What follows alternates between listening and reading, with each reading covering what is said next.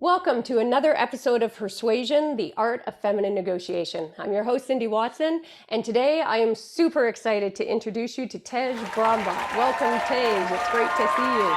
Good. Always a pleasure seeing you. I get to see you now, not just hear you on Clubhouse. So I love That's right. And for those who don't know, Tej and I co-mod in Clubhouse together. We just had a connection with really similar philosophies about the importance of negotiation and how to do it. So we've heard each other's voices for quite some time now, but today is the first day we actually are getting to see each other as well. So, and for all our listeners and viewers out there, we're going to be talking today about negotiating from Wall Street and beyond. And we'll be talking about the art of business negotiation, sales, client and portfolio development. So get a pad and pen. You're not going to want to miss a nugget. If my experience with Tej is any indication so far, you are going to be seeing gold nugget gems just dropping from the ceiling every moment. And for those who don't know him, Tej is a leader in the art of business, client, and practice development. He's a veteran investment banker for over 20 years. And I love that he started as a cold caller making minimum wage, and he worked his way up the ranks at a Fortune 50 bank. And during his career, he's closed over $1.5 billion in funded transactions. His teams have closed over $11 billion. And he's a founding and high producing partner at Watchtower Capital. So Tej has some pretty serious chops. I guess you could say he's a dual practicing banker and strategy consultant. And I particularly love Tej's passion about sharing his acquired deal making and sales knowledge through mentorship, coaching, and podcasts. He is so generous sharing information. And that's why I say get your pads and pens ready, because he is so generous in sharing information that can help catapult you to the next level. He hosts 3 rooms on Clubhouse. The audio app, for those of you who don't know it, make sure to check it out, on funding and scaling companies, as well as the art of negotiation. And that's the room where Tej and I co-mod with others as well. Mm-hmm. So Tej, with that intro, I often say the most important negotiation is negotiating your mindset. And I would love if you would be comfortable sharing with us your internal mindset negotiations that got you from that minimum wage cold caller to a founding partner of a multi-billion-dollar leading financial corp.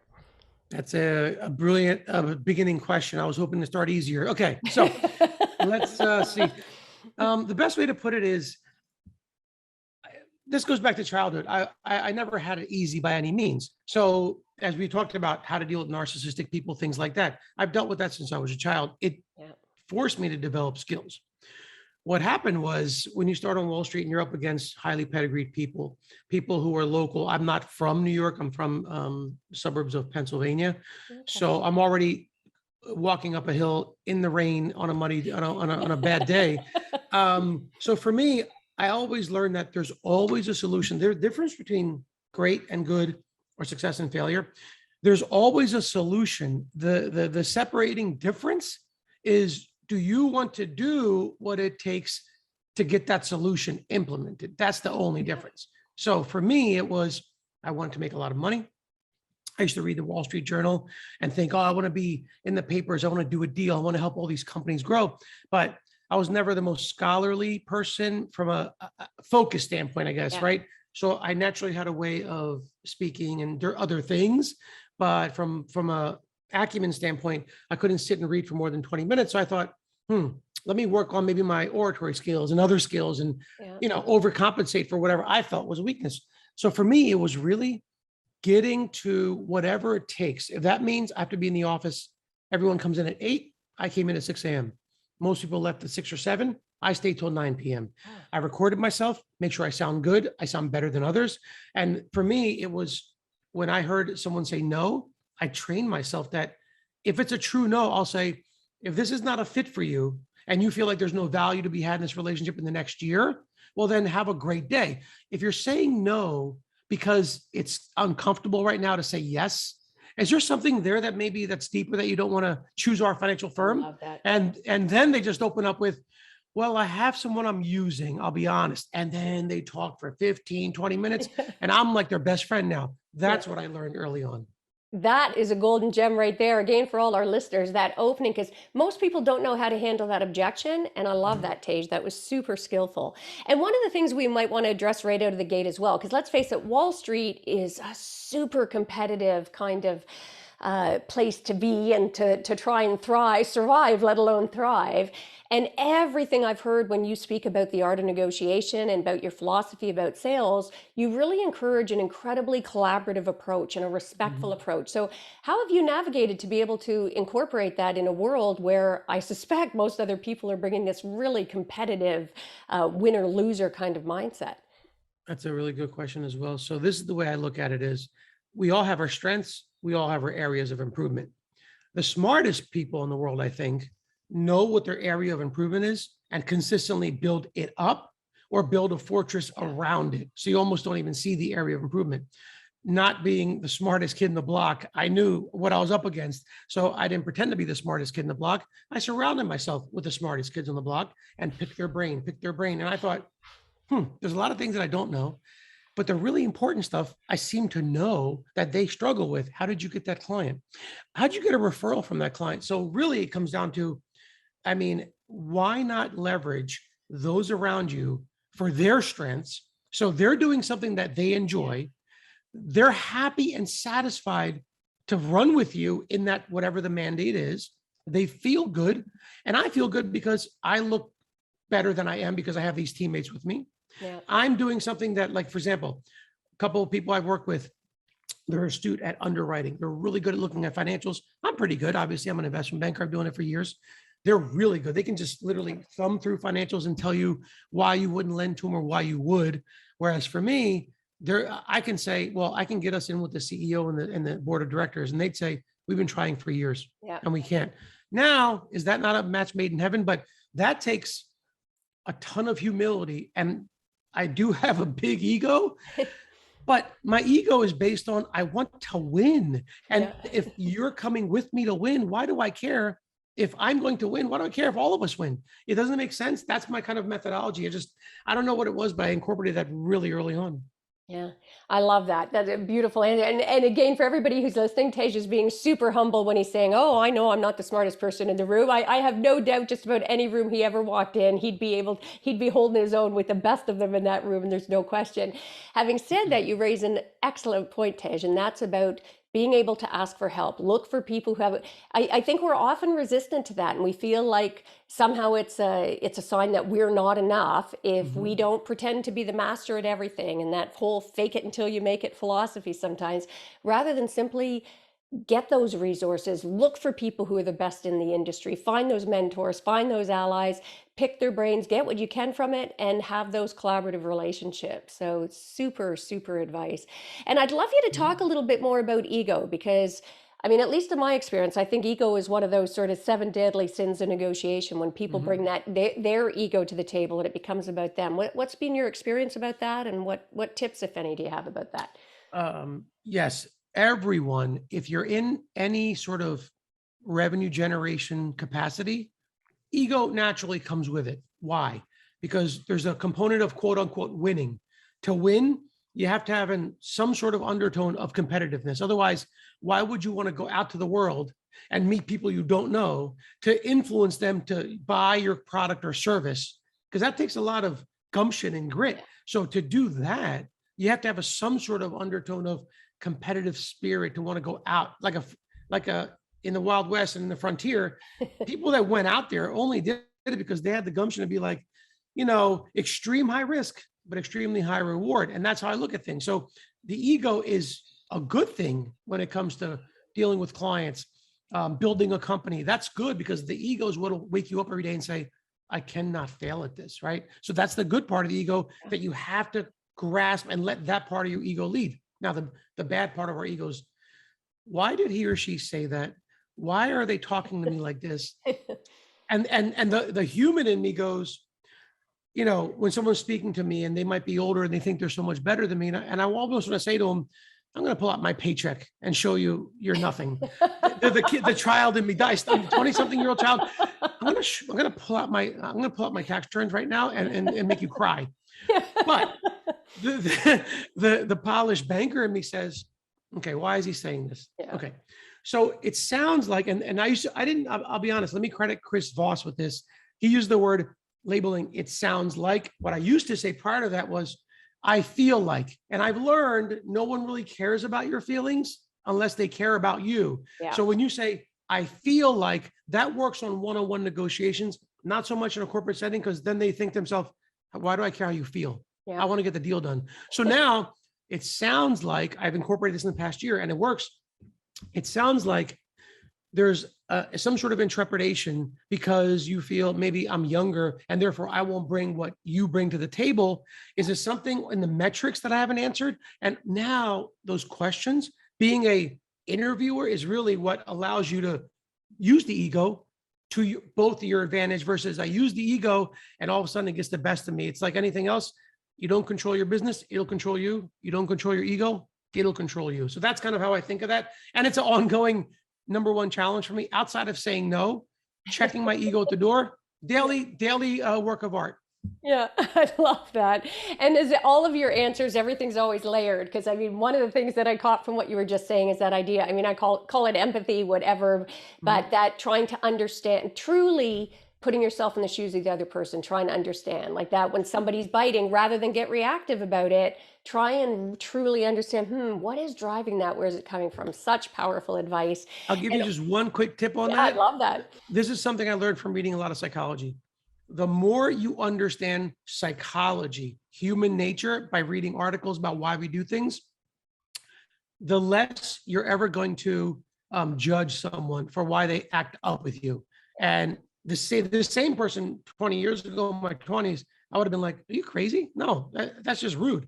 Now I'm like, imagine what they're dealing with. And when you do that to yourself, you're like, maybe there is a solution here. Maybe I'll step back and allow them to vent. So I just want to throw that in because that's taught me really well to learn. Once you realize someone's mindset from a psychological standpoint, you realize you're a lot more patient with them. So that's what's really helped me. No, well, and that's a beautiful tip, pretty profound, actually. It sounds really simple, but that being able to separate that judgment is so important because we're a pretty judgmental society. In North America in particular, I think we tend to be super judgy and we make these knee-jerk judgments and then get in that reactive mode. So who was it? Amanda Marshall had that song, that taxi driver may have a PhD or whatever. You never know what's driving people. I love that because it's such a powerful reminder. And the other thing, Burry, that I'd like you to go maybe even a little deeper on, the way that you frame that, like when somebody's questioned, how you sort of label and sort of proactively anticipate their objection, but you're framing it using the power of questions, which I think just so for our listeners out there, I want you to hear again how masterful Tej was about doing that, and also give us some more tips about how you can use questions to get more of what you want in a negotiation, whether in business or beyond. Sure. Something everyone likes catchy, kitschy quotes, right? I realize I tend to be, one of the problems is I tend to be too verbose because I deal with attorneys as my closest partners, no offense, right? So partners of law firms, investment bankers, and the C-suite of clients, verbose is not really a problem because we all want to show how smart we are. I mean, it's the best thing ever. So what I learned is when I distill things, and this is just recently, I realized distill things down to one sentences. So the best way to put it is people find me interesting because I'm interested. How can you be interested even if you're not comfortable with banter? And I was helping a friend yesterday. She was so uncomfortable going on dates. And I said, do me a favor. I can hear it in your voice. Just ask a bunch of questions and don't talk at all. Ask them, simple things. And that is how I operate, especially with people I really want to make a good impact on. So the art of asking questions is not for the sake of it, but you ask a question. And for us, we really want to get to know the business in the M&A world, right? Because they're borrowing $50 million, $100 million for an acquisition. Okay, the financials look like this. Please answer this. What about this? What is the strategy? Are there going to be impact to employees? Is there redundancy involved? What should we worry about? That naturally made me realize that works with everyone. If you and I are sitting and we aren't getting along, what's the best way for me to get you to like me is, so Cindy, where do you live in Canada? What's that like? How's it going over there? Oh, okay, so you're an attorney. Is it work the same way as New York? Because New York attorneys are known as extreme negotiators. They're extremely difficult to work with, except once you get in their inner circle, they're the most loyal best friends you can have. And you may go on for 30 minutes about what you know. So for me, I've learned to really ask good questions. And the more you get to know someone, the more you can serve them value. And then they're your best friend. The problem with that is most people aren't that good. So we'll do a 60-minute call at the end of 58 minutes, they'll go, oh, so Tej, what do you do again? I'm like, well, I have to go now, but I will certainly run your marketing for you since I know everything. Ask lots of questions. And once you get to know the person, giving them value first always gets you, and it's always a mutual minded thing, right? It's never a selfish approach. It's the mutual win should be the only one. If you live by that motto, Yeah. that will serve you in everything. Yeah, such powerful advice. And that's why I love the power of that question that you asked as well. Because what is it? People don't care about how much you know until they know how much you care, right? So we all want to be seen and heard. So when you ask those questions, you get people to open up. Even the toughest, sort of most guarded person on the other side, they start to let that guard down a little bit. And that's when you get that in. So I love that. Now, you talked about reading psychology articles. That does not surprise me because I know you're a big believer in the importance of emotional intelligence generally and in negotiations in particular. So I'd love if you share a little bit about your philosophy on the role of emotions in negotiation. Yeah. Recently, I mean, the past few years, we've heard a lot about, IQ is great, how smart you are. It was all about how do you score on your IQ, Yeah. on your IQ test. But obviously, lots of studies have come out and they said emotional intelligence, Yeah. specifically for anything client facing and leadership, trumps the IQ. Yeah. It's kind of like the way I correlate this, why we need emotional intelligence and why the empathetic approach tends to win.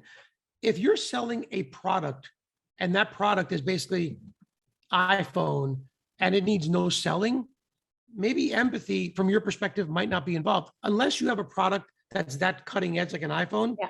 Outside of that, anything we bring to the table is going to be 100th, 200th reiteration of something, right? Yeah. You're an attorney. Unless you've made a law come into fruition on your own as Cindy, I'm pretty sure how you present, right? See, that's funny, but it's true. Absolutely. How you present that law, the delivery of that law, using an analogy in a court case to get the jury to believe what you're saying, that trumps the actual law because no one cares about law. So I look at it as IQ is a vault, right? And in the vault, you can have endless diamonds. But if I don't have a key to the vault and no one lets me borrow anything in the vault, that vault, as far as I'm concerned, could be completely empty. Why do I care?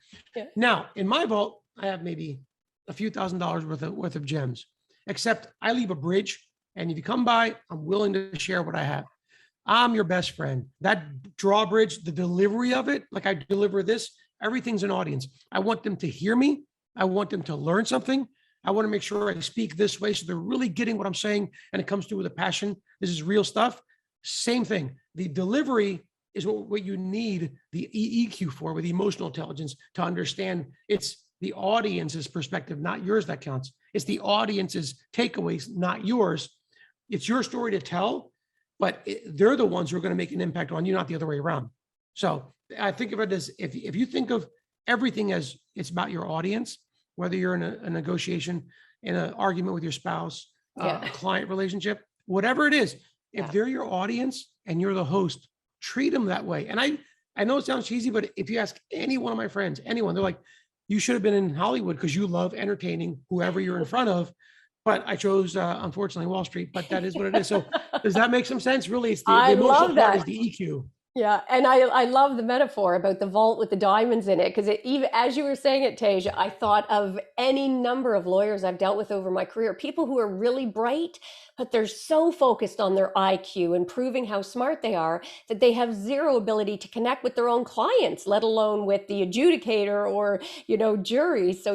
And that's why you see some lawyers who are not nearly as smart, but have that schmoozability because they let their clients feel like they care about them. So that is such a valuable tip as well. Yeah. And so speaking of that client development, I know you do some performance sales coaching for highly motivated professionals. So I've always seen sales as a form of negotiation. So I guess my first question would be, would you agree? And feel free not to if you don't. Of course, 100%. Okay. And what would be your top tips then, I guess, on the art of negotiating or salesmanship? I will say build relationships before you need them, before you pitch them, before you call on them. The misnomer is people always think, well, if I have the best rates, if I have the best terms, the best covenants, the best everything, well, then I'm going to win. Let me ask you, whether it's your field, my field, or anyone's field, I'd love for people listening to this to be like, oh yes, my company has the best absolute product in the world. Okay. That's maybe 1 out of a million. Yeah. How about the remaining 999,000 people? What do they have? It's a decent product, a decent service, but you have to be able to deliver it. Yeah. What's easier? To focus on just the mechanics of your product. So now you live and die by that one product. By the way, it's you as a human selling it to another human. Yeah. So if that's the case, why not build a relationship with the human? And I'll tell you, we tend to be the more expensive of most investment banks and consulting firms on an hourly basis, on a retainer basis. Yet the rebuttals, yes, we deal with this is a little expensive. Can we negotiate? Of course. But the rebuttals we don't deal with, because if I know I want to engage a client, if I want to present them with something, I will bring them some sort of value. And the best example is in our world, we're B2B middle market companies. So it could be 100 million, a billion company. Yeah. If we start a relationship and say, hey, so you're in the manufacturing space, specifically door manufacturer. Did you know that when you do an acquisition, here are 3 tips that we came across, 3 missteps that might help you the next time you're looking at acquisition. And we offer that, and I build that relationship. And by the time I've done that, whether it's on LinkedIn or personal phone call or a meeting in person, by the time I've done that 3, 4, 5 times, they all want to know. So we're thinking about an acquisition in about a year or 2. How would you approach it? Come on in, let's have a conversation. Yeah. They're walking in to elicit our fees, to elicit our services. And people are like, man, you're so lucky. You get the best accounts. Yes. The 48 emails, 37 voicemails over 3 years, and the 15 different text and posts that I did, I got lucky. You're right. Does that make sense? I love that. That sums up my entire career. That sums up everything for me. Such great advice. Build those relationships before you need them. That is brilliant. That is absolute gold. And I hear a lot of, Tej, with what you're saying. It sounds like you're just bringing intention to the table. Would you agree? Like you're really intentional about building those relationships and asking those questions. Is that a fair? I mean, the intention of what I do is everything in winning. If I focused on what the goals are on a quarterly or annual basis, and I went to market or sat with a client based on those goals, 2 things are guaranteed to happen. And I've been doing this for 22 years. So when I say guaranteed, to within 1% variance, I'm accurate in the sense of, if you are under the pressure of a goal, and when you sit with a client, your only goal is to, I need to close this sale, this deal, because I'm close to quarter end or year end, and I need this, 2 things happen. You are melting away any kind of integrity you have. And you think this client who's spending 6 figures with you, who's been doing this for longer than you have, you don't think they can pick up on the urgency of wanting to close versus the urgency of wanting to serve. Yeah. So that's how I look at things, is the intention of, listen, while we're here, I want to get to know you as much as possible. Because if I cannot help you today, if we cannot get a yes from you, that's okay. But I know that in the next 5, 10 meetings over the next couple of years, you're going to be our client. I want to serve you right. And it's funny when you say that, even though the kid in me says, please, please, please, please come with us today. The polished banker says, it's okay. Eventually you'll come with us when you see our power. Just by me conveying that confidently, 5 out of 10 times, they're like, they see there's no pressure to close. They come to us just from that perspective. So beautiful. And interestingly to me, buried in what you were saying there as well, Tej, is this idea about service. So I'd love you to go a little deeper on that as well, because I think that is a distinction that is so often overlooked. It's like we want the client, we want the sale, we want the whatever, and we're coming from our needs and our perspective, again, that sort of egocentric base. And your approach sounds like, because I've heard this come up a number of times when you speak, and as I say, buried in that answer is this idea about how can I serve them? So tell us, how powerful do you think that is in building those relationships? Sure. Well, when it comes to serving, and that's the true intention of serving, is I'm serving them irrespective of the fact that they've written a check to us, whether they're going to. I've served the best clients when they've said, we're going to go with the other firm, and here's why, because they did our last transaction, and here's why we're going to choose them. You know what? And this is literally my answer every time. I don't want to step on their toes. I'd love to have won your business for this transaction. How about this? I'll make you a deal between this transaction and the following transaction, whether it's 12 to 24 months. Yeah. How about, can we have a quarterly ongoing call? Let's commit on our schedules, just to have a 1 hour call once every quarter. I want to know, A, how is it going? B, what else can I do for you as a compliment to them? And if I serve you enough value, then maybe you consider coming aboard. And they say every time, they go, well, I'm not going to promise that.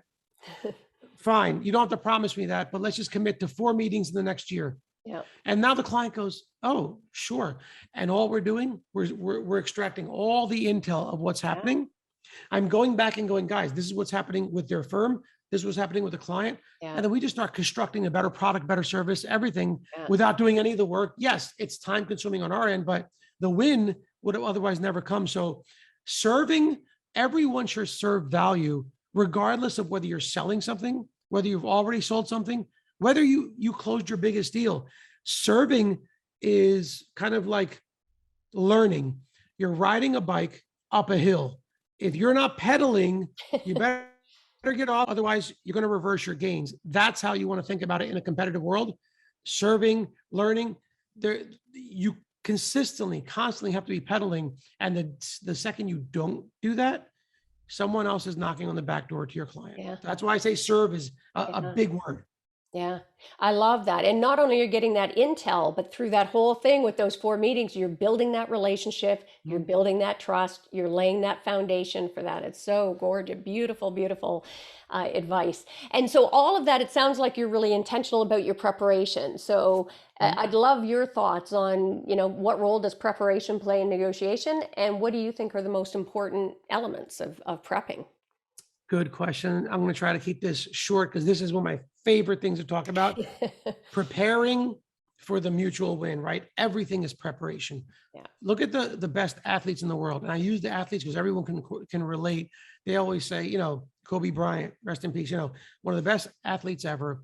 And he spent, it was like 17,049 hours to perfect his trade to then make that shot that won the title. And people say, well, a lot of people are like, oh, this person or that person, they were naturally born that way. They're overnight success. Most of the greatest, the ones that go into the history books, they come from a world of preparation. Yes, there's natural talent and ability somewhat, but to be an Olympic swimmer, whatever it might be, it's all preparation. So you can never be prepared enough for anything you do. And I say that to no matter who you are. When I was a 22-year-old cold caller, on the train, I would pitch myself. I would literally, I have my little notes in my hand. I would speak, I would pitch, I would practice, go home, practice before I go to sleep, wake up, practice on the train ride in. And I didn't have a life. And then, most 22-year-olds were out partying, and I was the only geek who, hey, we didn't have any money. I don't know how you party because we were cold callers making minimum wage. But that practice is the foundation for everything. So if you're going to go into negotiation, think about not just the mindset of envision what you want. What is the outcome? And I think you've heard me say this, 2 outcomes. What is the most optimal outcome? Prepare for that. Meaning, let me write down some bullet points on what I want out of it. More importantly, what will the counterparty want out of it? That's the best case scenario, because best case scenario, they don't ask for too much. I get the most. That's your best case. Likely case is they're going to ask for more than I want to give up. I'm going to get less than I want, but that's potentially what I want to do. And then non-negotiable. My absolute minimum I will walk away from is this. I think like that in life. I think like that with a client. And the one tip I'd say in closing would be rebuttals. Whether you're in sales, whether you're an attorney, whether you are selling door-to-door vacuums, which was the thing back in the day, when you were out back when like Leave It to Beaver. I don't care what you do. If you can say, in my industry field, whatever you are, I hear these 5 rebuttals as most of the rebuttals I hear, shame on you if you don't write down 2 or 3 responses to those rebuttals. Have them ready at the tip of your tongue so comfortably that they come out just like this conversation. I love just that. Like the rebuttal you were saying when I said about, we have another firm we're using for investment banking, but maybe we'll consider you in the future. And I'm ready with, I expected to hear that. And right off my tongue, it rolls off. I don't want to step on their toes. Let's stay in touch. Let's build a relationship. Let me see what I can do for you before you even hire me. Now they realize two things. He's for real and he wants a relationship, not a transaction. B, he's done this so many times.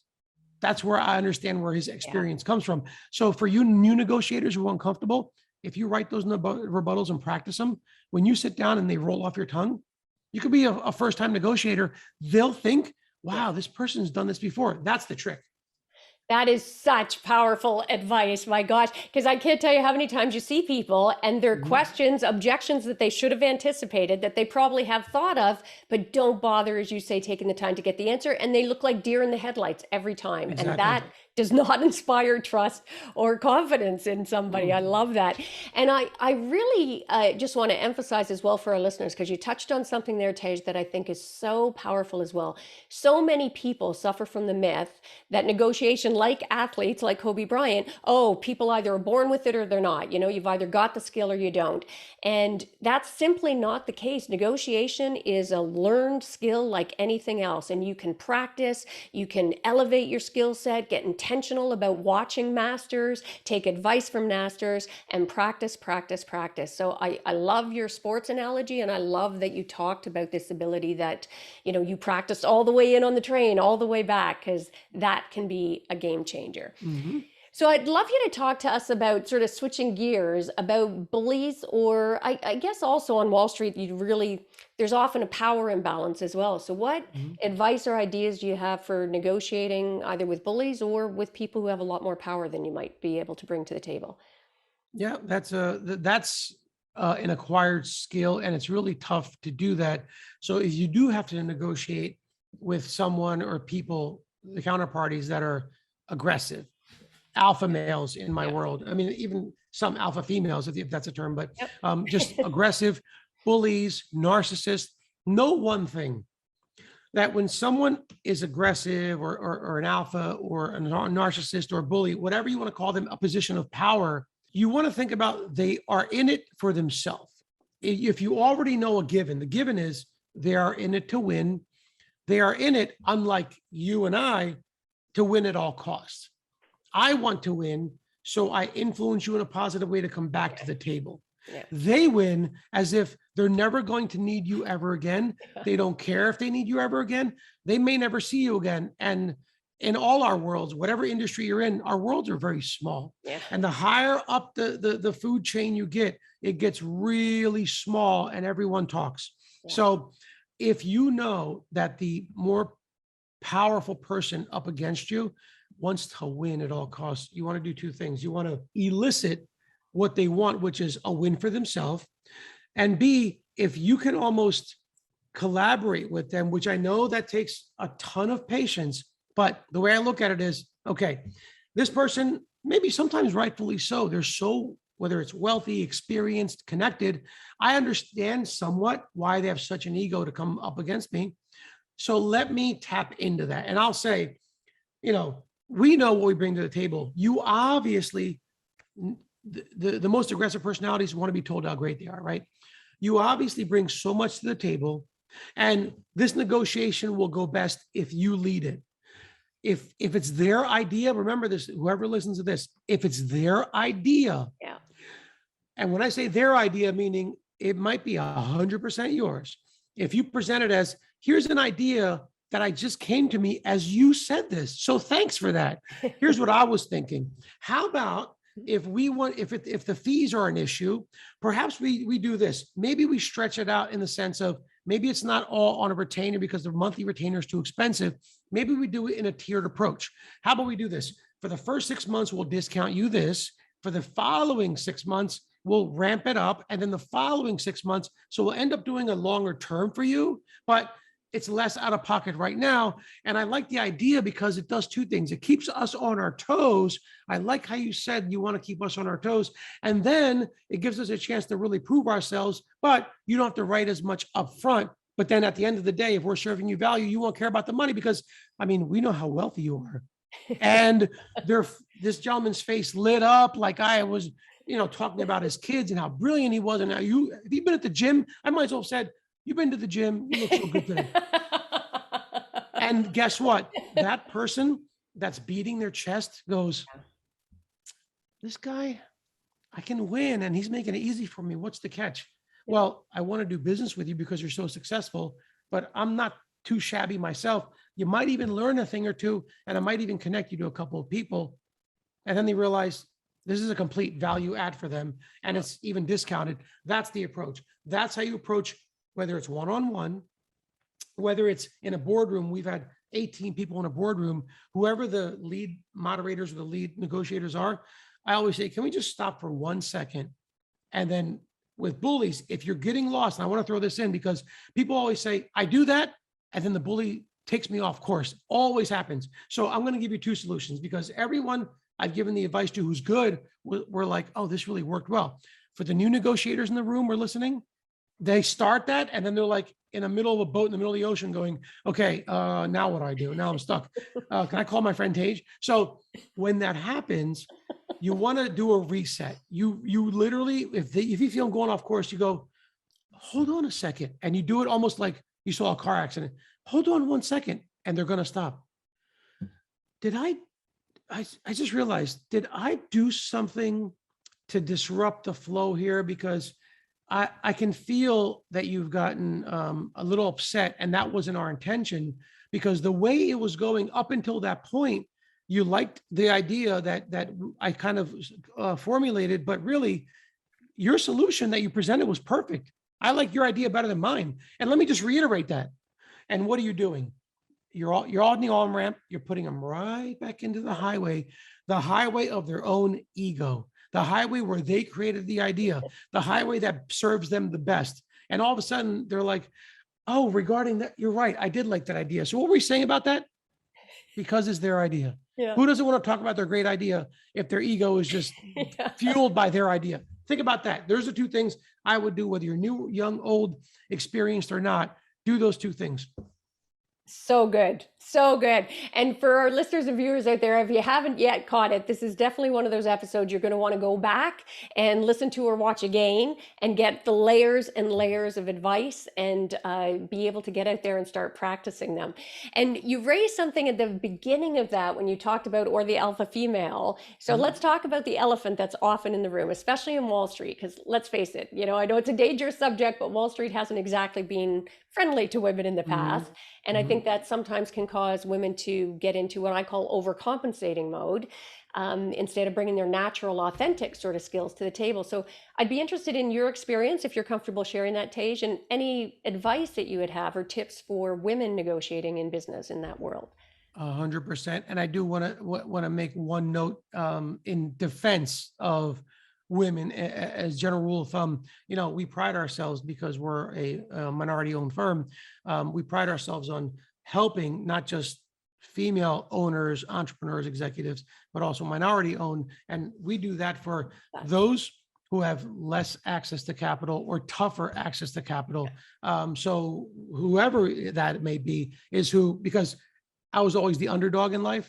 So when I was bullied, because I was the underdog, now for me, it's about doing things against the grain for the benefit of the people who need it the most. That's how I kind of operate. So I want to throw that out there.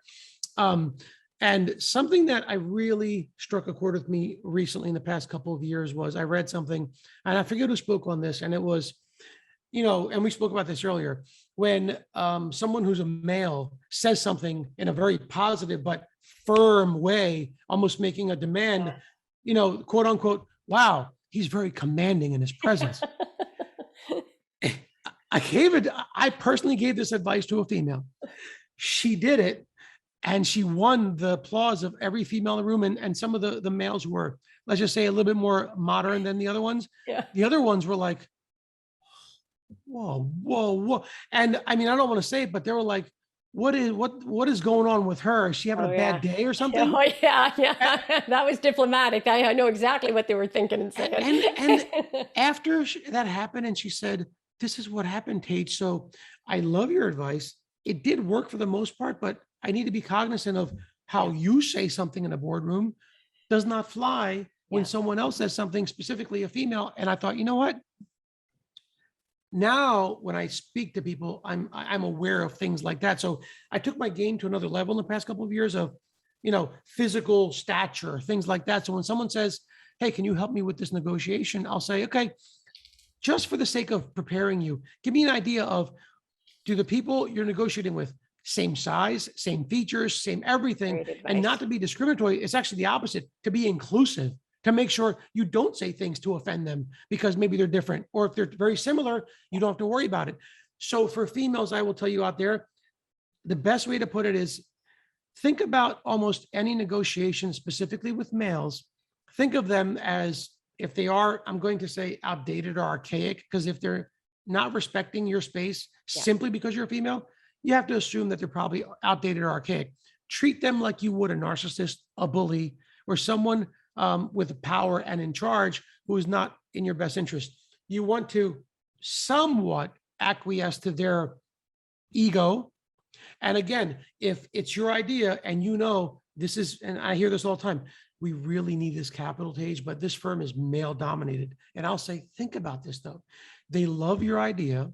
They want to be part of this. So what are you going to listen to? The number one thing I think females can do is say, listen, if we get into this venture, here's something we noticed from our research. And I know and really tactfully, I know it's not a direct result of your policies and procedures and how you operate, but you folks have done so many deals with male dominated firms and companies.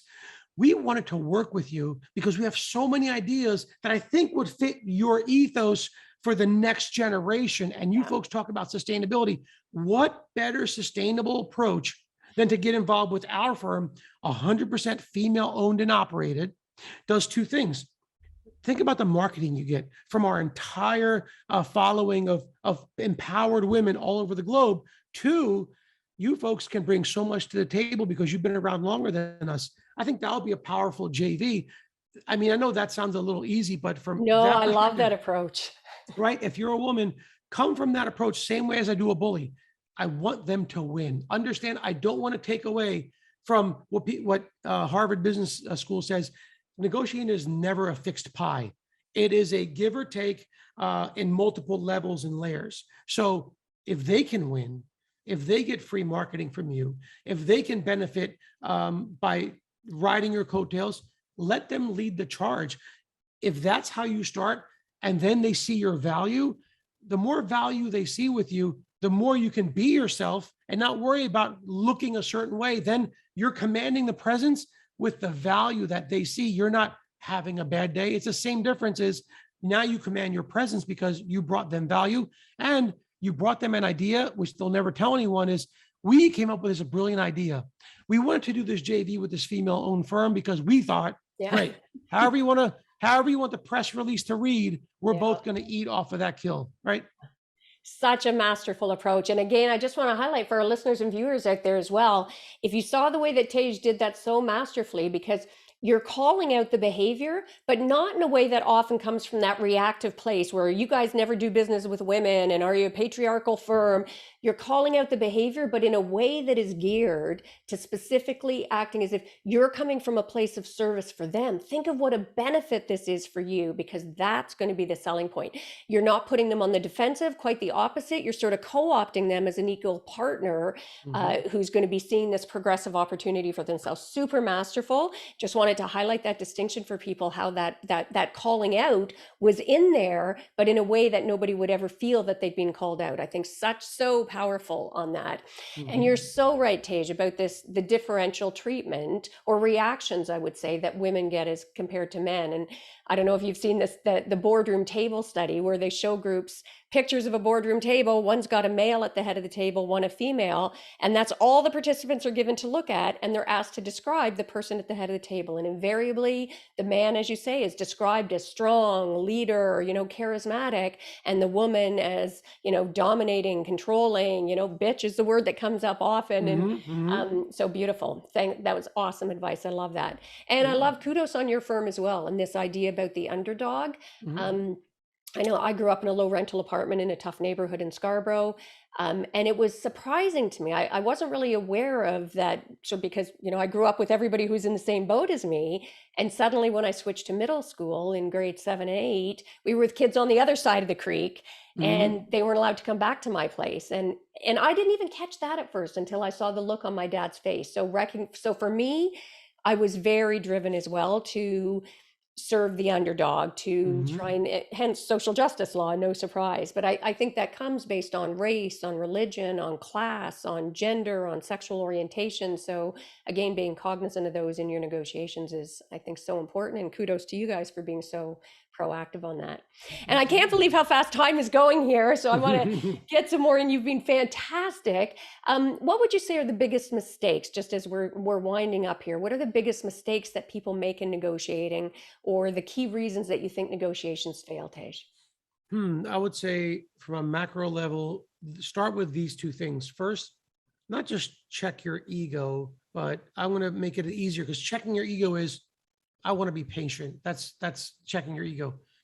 Check your own biases. And whether you know what the biases are, your natural proclivity to think of something because of how you were raised. So you mentioned as a child, you didn't understand certain things and never really struck a chord with you, but these were biases that are built in, right? They say between the ages of, I think it's 3 and 8, most of our personality has been formed. And once we hit double digits, the majority of who we are is already formed, and it just becomes more layered upon that kind of foundation.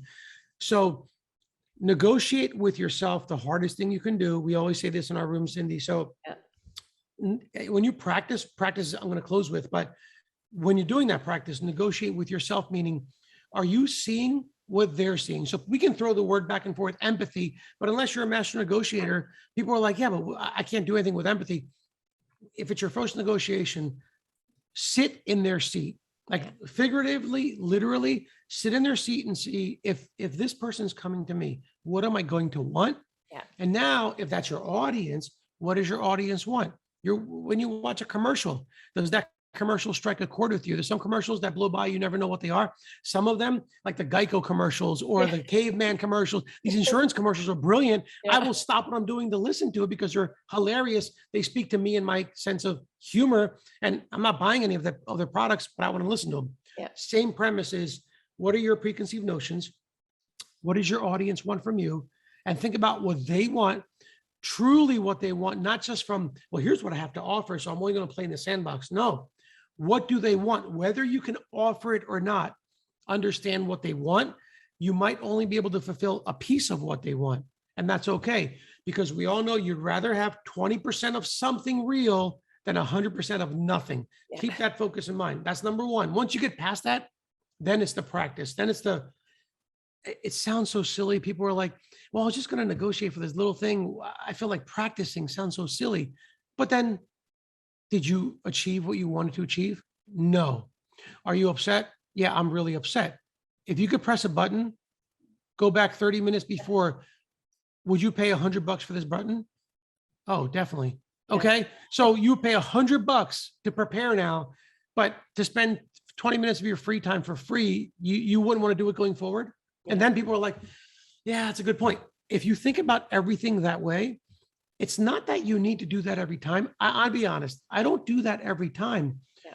but I've had 16, at this point, I'm up to about 16, 17,000 face-to-face negotiations, either in an investor, pitching of a sale or product, Yeah. or a boardroom in some sort of face-to-face negotiation. I've had that many.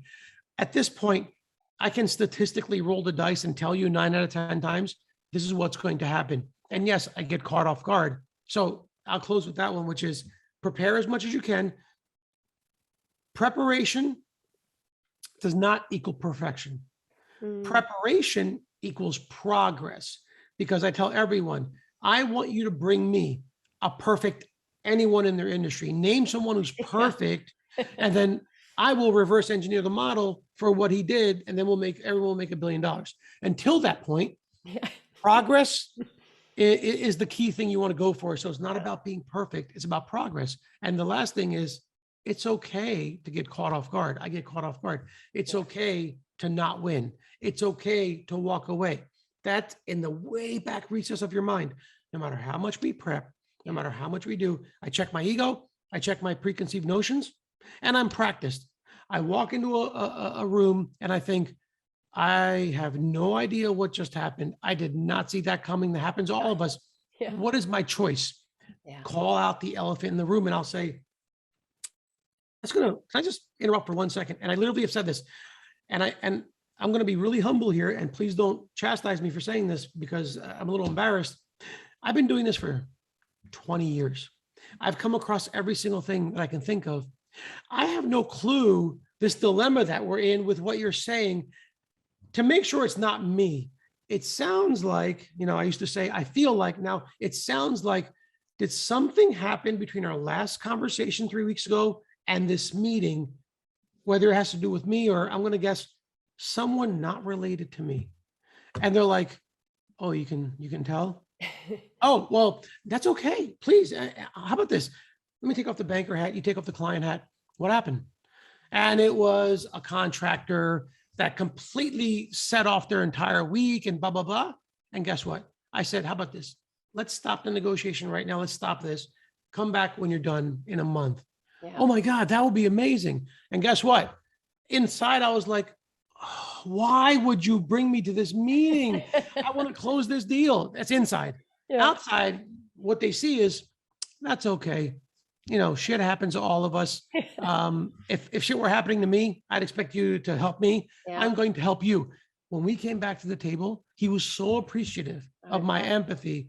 So those throughout, and I know that was a drawn out 5-minute answer. So the 3 things would be, check your ego, but check your preconceived notions, making sure, are they seeing what you think you're seeing? Number 1. Number 2, practice until you're tired of doing it, including rebuttals. And then 3, guess what? The parachute, it's okay to walk away. Yeah. At the moment, it feels like you're going to lose your job. You're not going to close the sale. And guess what? After that emotion dissipates, you're still alive. The lights are on. They're still there. Everything's ticking. And you realize you're a baby about it. So for most negotiations, it's okay to walk away. Be humble. Let them know something just went wrong. And if you say that to them, I feel like I'm lost in the jungle. I know it's probably my fault. Did something happen between our last meeting and now? You do that in an emergency, 9 out of 10 times you're going to go, you know what? Let me tell you what happened. Try that. It'll always save you as a last resort. Such great advice. And a little nugget there too. I love that idea about preparation is progress, that distinction. We're not shooting for perfection. So simple and yet so profound. And I normally close these off asking the question, Tej, and not to catch you off guard, but what is one of the greatest mindset shifts that you think you've had in your life? It doesn't have to be related to business or negotiation. I just love when people share these those aha moments that maybe has made a change for you. I will say, no matter how open-minded you think you are, I will promise you, most of us as an entire population on the planet of the 7.9 billion people, there's very few that truly think with an unlimited, abundant mindset. How I say this is because when I was at Bank of America and Wells, where I spent most of my tenure doing big things, enjoying it, it was a corporate mind, meaning I thought the world was my oyster. But here's the world. The world was my oyster in banking, working for a Fortune 500. How about the world of an entrepreneur? How about the world of a serial entrepreneur? How about and all of a sudden, now I can say this, in that frame of mind, I didn't realize that was just my galaxy in a world of multi-universes, in the metaverse. And then I started thinking and breaking out of that shell. I thought, maybe I could go to a smaller bank.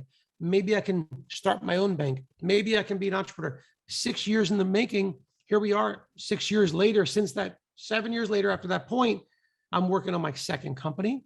I am now looking to do things from a mentoring perspective, from a nonprofit. I want to start as a tertiary company. And this is the same person who thought, I'm so open-minded. So I want to use that analogy and example as, if you think you're open-minded, think about something. In other words, the best way to see if you're open-minded, think about something you want to do.